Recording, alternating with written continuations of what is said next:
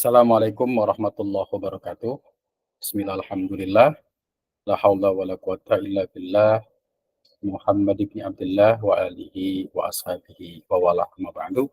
Apa kabar rekan-rekan mahasiswa, terutama teman-teman mahasiswa Sekolah Tinggi Ilmu Tarbiyah Syajul Falah yang pada tahun ini melaksanakan kegiatan praktik pelatihan profesi keguruan (PLPK).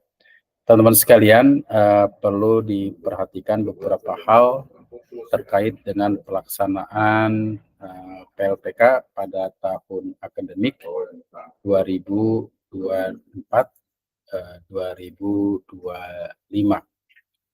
Yang pertama yang harus teman-teman perhatikan adalah jangan lupa untuk bisa hadir ya, mengklik terkait dengan link-link yang sudah disediakan. Nah, salah satunya adalah Cites ya. Cites ini memang sudah disediakan dan ini adalah alamatnya ya. Jadi kalau mau singkat nanti lihat alamat ini dan nanti saudara akan bisa berkunjung dan masuk ke dalam Cites yang sudah disiapkan untuk pelaksanaan PLPK. Nah, nanti akan ditampilkan beranda. Jangan lupa saudara untuk mengklik ini ya, PLPK 2024-2025. Nah, di sini ada panduan PLPK yang kalau kita klik ada isi panduan. Kemudian ini adalah alamat Cites ini yang kita buat dan ini adalah SK panitia dan DPL atau dosen pembimbing lapangan. Nah, teman-teman, sebagaimana kita maklumi dan sudah disosialisasikan bahwa pelaksanaan PLPK tahap ini itu sudah diatur sedemikian rupa sehingga pelaksanaannya sebanyak 15 kali pertemuan, dikurangi 2 pertemuan kegiatan ekstra kurikuler, bimbingan terhadap ekstra kurikuler, dan juga 1 ujian. Jadi pertemuan pembelajaran di kelas itu sekitar 12 kali pertemuan. Dan kemudian jangan lupa setiap kali mengikuti kegiatan untuk bisa mengklik ya. Mengklik ini kehadiran karena ini sebagai bukti otentik kehadiran saudara dalam setiap melaksanakan kegiatan KKN. Isinya ada nama mahasiswa, berarti nama saudara, ada NIM, ada kelas, hari dan tanggal kegiatan. Kemudian di sini deskripsi singkat saja terkait jenis kegiatan yang dilaksanakan. Kalau kegiatan yang misalkan observasi, pertemuan pertama, kedua, ketiga, keempat, sampai ke-15, atau mungkin pertemuan ke 13 dan 14 itu kegiatan bimbingan terhadap ekstrakurikuler dan kegiatan sampai dengan ujian. Nah, setiap kali Anda melaksanakan kegiatan itu jangan lupa untuk mengklik foto ya sebagai bukti saudara bisa terekam kehadiran saudara di sini. Nah, selanjutnya kehadiran ini sekali ya sehari ketika saudara memang melaksanakan kegiatan PLPK. Bagaimana kalau tidak ya tidak usah mengisi kehadiran. Nah, kemudian juga Anda punya logbook ya atau buku catatan. Buku catatan ini saya klik di sini ya. Ketika kita klik di sini, maka akan lihat tentang buku catatan. Nah, buku catatan ini adalah silahkan saudara download dulu buku catatan ini. Caranya adalah tinggal klik di sini file ya. Kemudian klik download dan pilih Microsoft Word ya. Untuk mudah mengeditnya nanti otomatis akan pindah ke perangkat atau laptop saudara. Klik nama mahasiswa, nomor induk, dosen pembimbingnya sama, tempat PLPK-nya di mana, kemudian alamat tempat PLPK-nya di mana, tanggal mulai pelaksanaan PLPK tanggal berapa, pembukaannya, dan tanggal akhir berapa. Nah, kemudian di sini ada buku catatan. Buku catatan pelaksanaan PLPK ini yang pertama nomor 1 ini mulai sudah saudara harus isi ya sejak sosialisasi. Ini tanggal nomor 1 hari tanggal diisi dengan tanggal kegiatan, jenis kegiatannya apa, seperti tadi tempat kegiatan apa, kemudian uraian kegiatan. Uraian kegiatan ini bersifat naratif, jadi misalkan kegiatan ini dilaksanakan dari jam sekian, dari jam 8 pagi sampai dengan 8.09, kemudian pada saat itu saya melaksanakan pembelajaran akidah akhlak dengan tema apa. Itu silahkan diuraikan secara singkat, padat, dan jelas. Nah, ini saudara bisa di perangkatnya diketik secara dengan menggunakan Word, ataupun bagi saudara yang agak kesulitan ya boleh ditulis tangan ya. Tapi nanti pada akhirnya setelah ini terisi semua, berarti terisi semua, kotak ini disesuaikan dengan waktu kegiatan saudara. Jadi seandainya kotak ini kurang ya bisa ditambah agak lebih lebar, dan kalau misalkan kebanyakan bisa dikurangi, tapi paling tidak ini memuat paling sedikit 15 item atau 20 item ya. Karena di sana ada pembekalan, observasi, dan lain segala macamnya.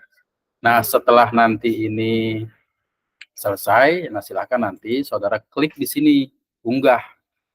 Klik di sini unggah, akan tayang Google Form ya.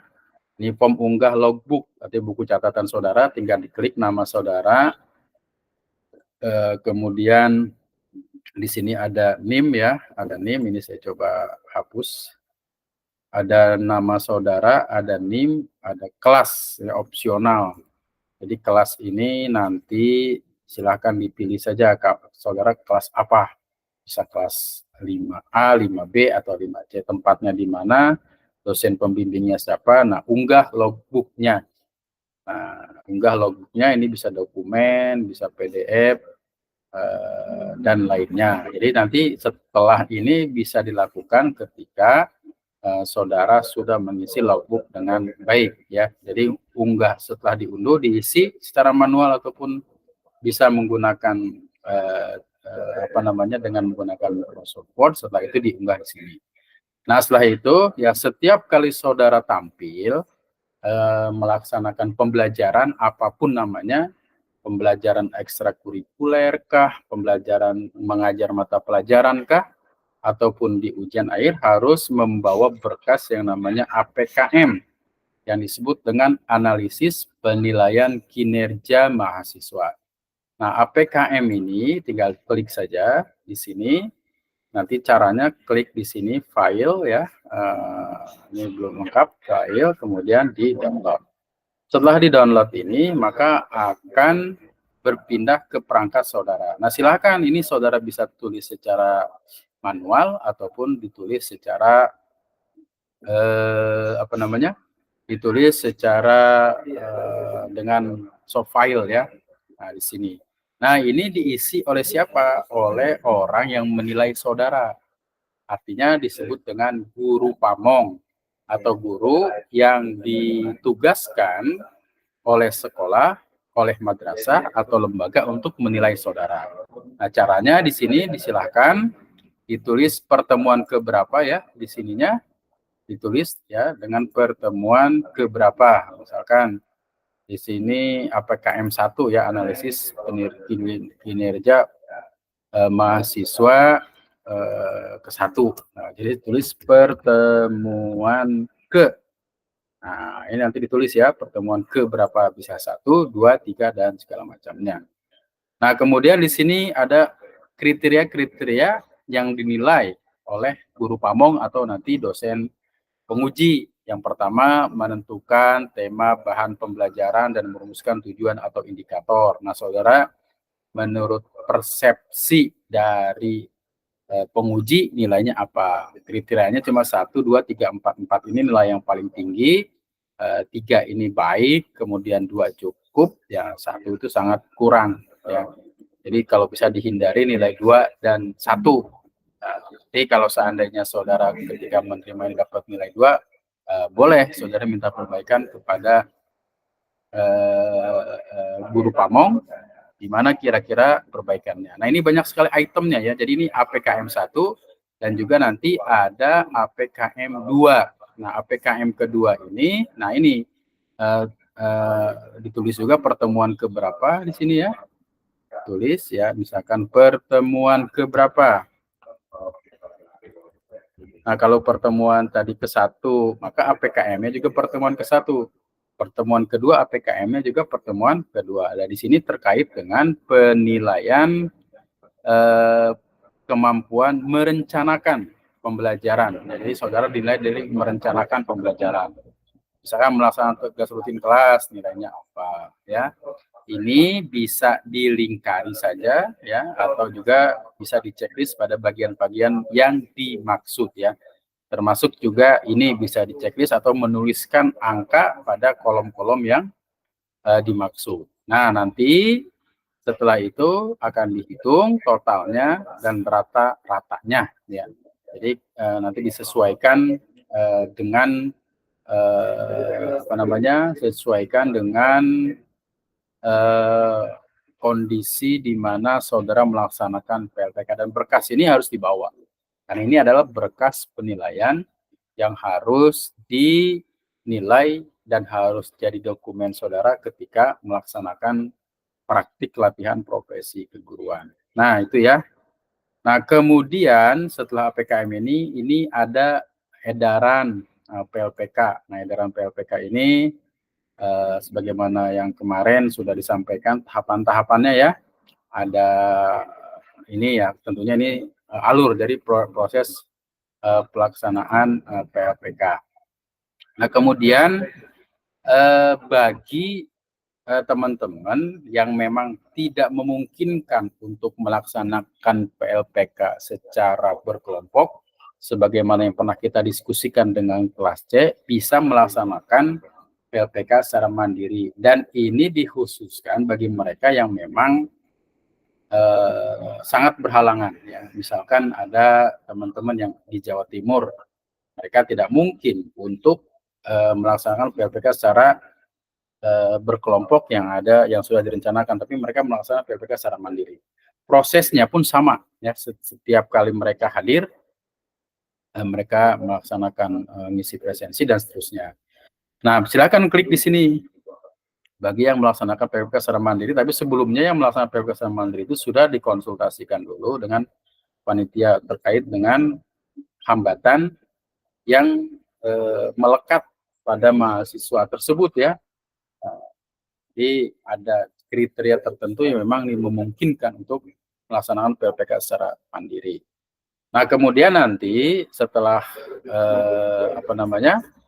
setelah melaksanakan mengisi daftar ini, di sini nanti saudara akan mengunduh ya, setelah ada pembukaan dan setelah diresmikan nanti akan mengunduh surat tugas yang diberikan. Dan bagi PLPK mandiri tentunya ya sudah melaksanakan yang disebut dengan proses kunjungan ke sekolah untuk meminta rekomendasi dari sekolah tersebut bahwa saudara bisa melaksanakan praktik lapangan profesi keguruan di situ. Makanya harus mengisi link ini dulu ya.